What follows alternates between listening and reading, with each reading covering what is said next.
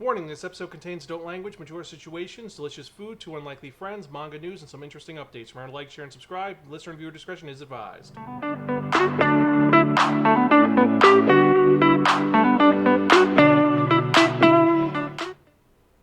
Hello, and welcome to another episode of the Spiraken Manga Review. I'm your host, Zan, saying konnichiwa, aloha, buongiorno, and what's up? Hope you're doing well out there in Internet Land. Hope you're excited for another fun episode of this awesome podcast. And if you're joining us for the first time, welcome. Spiraken are some podcasts and varying reviews about connected enhanced narratives. This is a nerdy podcast where every episode we talk about various geeky topics and tell you the pluses and minuses of them. If you have any questions or comments or concerns, you can email me personally at Zan, that's X-A-N, at Spiraken.com, or tweet me at Spiraken. You'd also check us out on Facebook and YouTube at youtube.com/@Spiraken. Remember to like, share, and subscribe. And with that in mind, let's actually get to it because we've got a lot of really cool news and some fun stuff. But first, let's get to that podcast at hand because so much has been going on. So let's get to it, shall we? Because if you remember the last episode I spun, that one that only the Wheel of Manga, and it did turn out to be that reviewing a manga that is written by someone kind of interesting and unique. We're talking about a guy whose name is Emboss. Yes, Emboss. And this manga was published by Fusion Productions, Inc. and released over in the United States by Seven Seas Entertainment. The original run of this series is May 2019, and it's still coming out to this day. It was released in Comic Bee magazine, and there are currently 2 volumes out right now. This is technically a seinen, I think, but it could go under so many other possibilities. It could be a josei, it could be a shonen. There really isn't a real demographic for this because there's a lot of questions on where this actually lands. And we'll get to that on the review itself. But this is a comedy, slice of life, fantasy series that's very unique and is known simply as Ramen Wolf and Curry Tiger. So what is this manga that is so unique and different about? Well, it's about 2 buddies who love food. And they're very different in the way that they love their stuff. Because, yeah, first off we have our main character, quote, or duologist, talking about Mitajiro, who is this kind of chubby wolf who loves eating food. When we first meet him, he actually wakes up in the morning of the day and he's like, yes, today's going to be an amazing and wonderful day and things are going to be amazing. I'm a little hungry, but life's going to be great. Meanwhile, we have his best friend and buddy, Yanagi Kagetora. Now, Yanagi Kagetora is kind of more of an angry, and he's like, really, we're dealing with this? And unlike his friend, who's this chubby wolf, he's this very muscular tiger, who's drawn a little bit too muscular for my taste. Almost like a bodybuilder.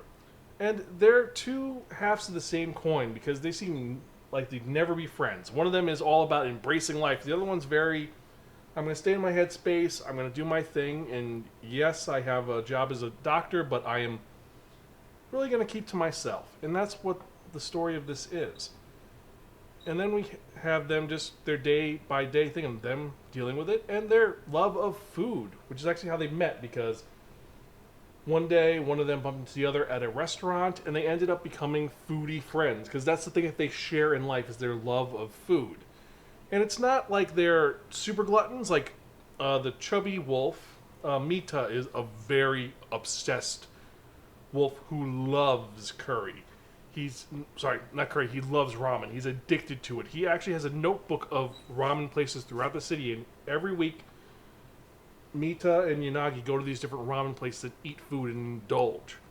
And he loves it. He's super addicted to it. It's kind of crazy how his obsession is, because he's usually this very nice, jovial person, but when it's in food mode, he eats like a crazy person. And goes, nom, nom, nom, nom, nom, nom, nom, nom. Because he loves eating. It makes him dance. It makes him want to work out because he needs the room for all the different foods. And meanwhile, Kagetora is more about ramen. He's more about curry because of things that happened in his past. And he loves it. And it makes him more of a, I don't want to say recluse, but he's just someone who's a little different in life with his love of curry. Because it reminds him of his childhood and his interactions with his brother, who there's situations that we don't know about. And that's what this manga is about. It's about these 2 friends who love to eat and they're hanging out. And it hints that there may be something else going on, but we really don't, they don't answer that. Like, people say, hey, are they a couple, or are they not? Because they hang out every week. But they're best friends, but there may be more, but they don't really say what's going on. There's a couple of mysteries going on with what exactly happened between Kagetoro and his older brother, whose name was Akitoro. Like, there's something that happened between them, but we never find out what exactly occurred. And it's the story of them and their love of food and all these different food places they go to where there's delicious foods. And also, as you notice, they are animals. And unlike in something like Beastars, this world isn't just populated with animal characters. There are humans walking around. There's his Mita's Kohai, whose name is Hanada. He's a human who's just there for no reason. Like, there's a bunch of animals. His senpai is a horse, and then you have Hanada there, and you're like, wait, what is he doing there? It should be all animals. Kind of weird. And then later on, they're at a competition to eat the most food, and there's just this fat college student who's just a guy there for no reason. And that is what this world is about. There's not much else going on in this. The food is depicted beautifully, and it's a story of two guys who really, really like eating food and their relationship together. Like, there's little vignettes, like what happens is that Ramen Wolf gets sick one day, so Curry Tiger shows up because they've called each other. That's their nickname for each other. Because he's like, you know what? I'm gonna call you Ramen Wolf because you're obsessed with Wolf. Well, you know what? Your name's Kakatori. We're gonna call you Curry Tiger. Ha ha! See you there. And that's all it is. It's just two buddies who eat food and hang out. Not much else going on, and I mean, there's nothing more to it. It's this slice of life kind of comedy, kind of food manga. It's in a world that really exists but doesn't exist. It's kind of weird and kind of different, and I know that I'm coming across a little like, hey, I don't know, but realistically, that's what this manga is. This manga is a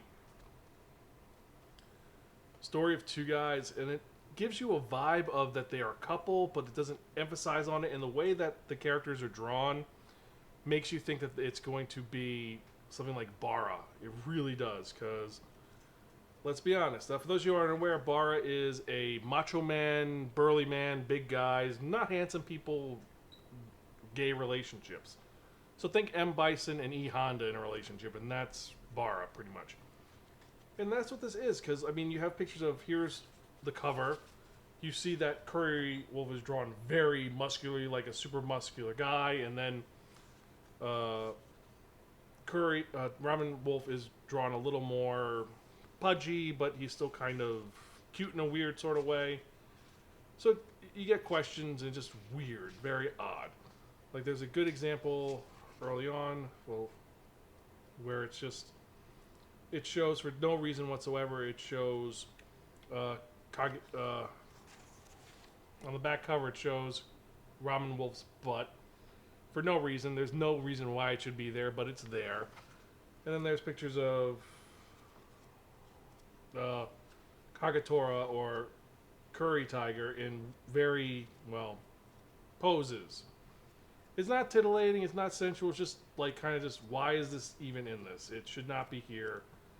It looks very fan servicey, very, who is this for? Is this for someone who is another kin? Is this for someone who's a furry? We don't know. I like the art style for the food, and the general art style is interesting, but the plot doesn't hold. It just kind of is there. And for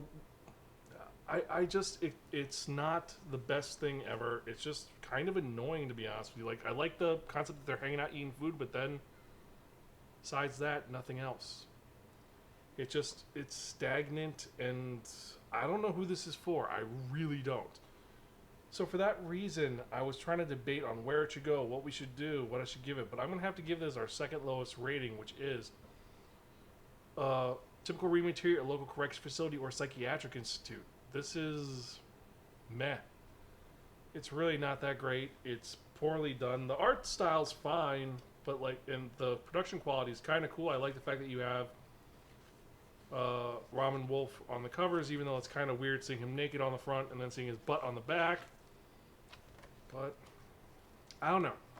Maybe I'm just not the demographic for this. I just can't fathom and work on how this even is popular. But if you've read this and you enjoy this, leave a comment down below, or more importantly, what you could do is you could email me personally at Xan, X-A-N, at Spiraken.com, or tweet me at Spiraken. That's all you gotta send it to me. Just send me a message there, and I'll get back to you as soon as I can. And that's my thoughts on this one. So with that in mind, let's actually get to the manga releases for the week. These are what came out on February 14th. Yes, Valentine's Day of 2023. And we've got some really good ones. Some excellent ones right now. So let's see what we've got so far, shall we? So first off for this week, we've got Break of Dawn, the manga, which looks really cool. It's a one-shot, so you don't have to buy any other ones. Then after that, we've got By the Grace of God, Volume 7. Donuts Under a Crescent Moon, Volume 4. Drifting Dragons, Volume 12. Gap Papa, Daddy at Work and at Home, Volume 1. I have no idea what this manga is about. This feels like it's either a December, April relationship, or it's some weird, strange daddy issue manga. Not sure. Gonna have to wait and see on that. Anyway, I digress. Next, we have the manga I've been most excited for, and we're talking about the final volume of Island in a Puddle, Volume 5, and I've waited to see how this manga is going to end. Because this Freaky Friday story of a kid and a serial killer switching places and all the insanity, I am curious to see where this is all going to end. And this is one I highly am anticipating, and I cannot wait to pick it up, and I'm definitely going to review this once I get a hold of this. But I digress.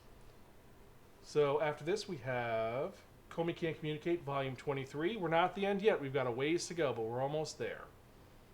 Then we have Ladies on Top, Volume 2. Marmalade Boy Collection 1. Yes, this is the collector's edition of Marmalade Boy, finally being re-released. If you're a fan of old school shoujo manga, this one is one that should definitely be on your list. My Isekai Life, Volume 5. Parasite, the Full Color Collection, Volume 2. This is Volumes 2 and 3 of the manga in a nice hardcover collection. Radiant, Volume 16 of the manga. This one is just Radiance, Volume 3. Raven of the Inner Palace, the light novel, Volume 1. Yes, the anime which came out one season ago, and I've got to admit, the anime was kind of weird. The concept of how she has her own part of the harem and she doesn't hook up with anybody because there's a whole mystery that she's immortal. This is one of those ones where the anime didn't draw me as well, but maybe the light novel will be better. Gonna have to wait and see, but I will put it on the wheel of manga. Rent a Girlfriend, Volume 17. The Sailor Moon 1 plus exclusive Q Posket Petite figure. This is for the Naoko Takuchi collection, so this is the omnibus editions. Volume 1. It can hold up to Volumes 2 and 3. And more importantly, it does have the exclusive K Pocket Petite figure of Sailor V. And this is a nice one if you are a fan of Sailor Moon and you want another edition of the first volume of Sailor Moon. I've double dipped this series. I'm not going to triple dip, but if you are interested in this, definitely go for it. Sakamoto Days Volume 6 is the next one, and this is a great series. If you haven't read it, we reviewed it earlier in the year. Splatoon Days Volume 16, the series based on the Nintendo Switch series. The Girl Who Can't Get a Girlfriend, one-shot series. The Hunters Guild Red Hood Volume 2. The Iceblade Sorcerer Shall Rule the World Volume 4. The Witch and the Beast Volume 10. And then last and certainly not least for this week, Tokyo Aliens Volume 2. The second one in this great series that I reviewed a couple episodes back.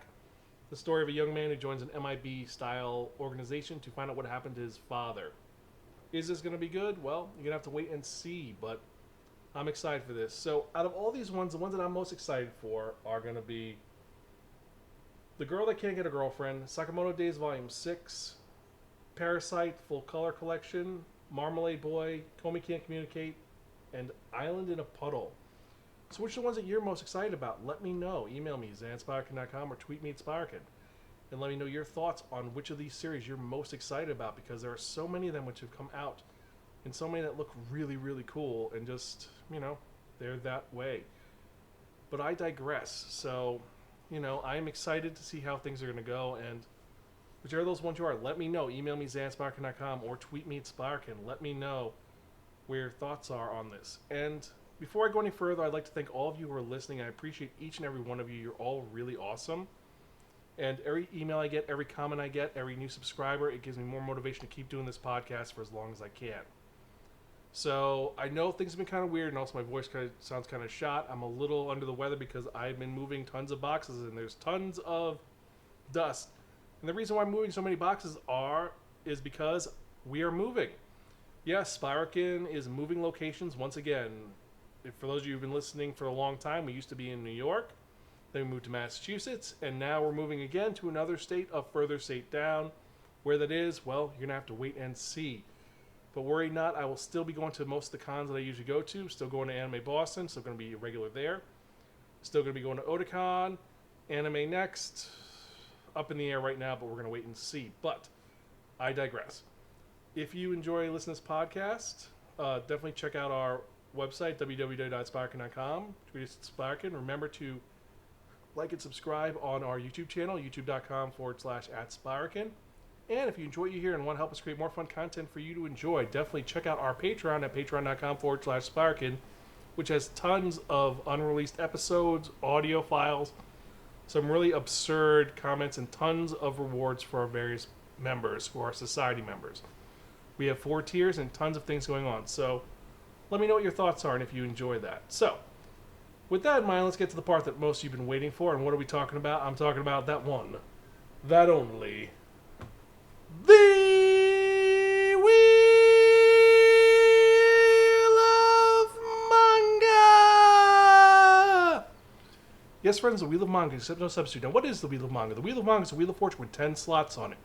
And what I've done is I've assigned a manga title to each of the 10 slots. So we're going to do is spin the wheel, whatever number it lands on. That's the manga we're going to review in the next episode of the Spiraken Manga Review. I am excited to see what we're going to review next. I hope you are too. So let's spin and see what we're going to do, shall we?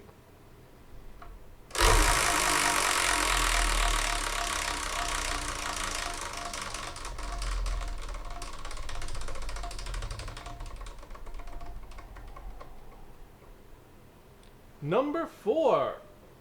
So, the next one that we are going to review is one I can't even read. It's been smushed. Oh boy. Okay, so for that reason, because we cannot read what the hell it says, we're going to spin again. I don't even know what it is. So that's one of those ones where I don't know what I wrote. So let's spin it again. I know mistake got wiped off. And unfortunately, my master list I've lost because we're currently moving.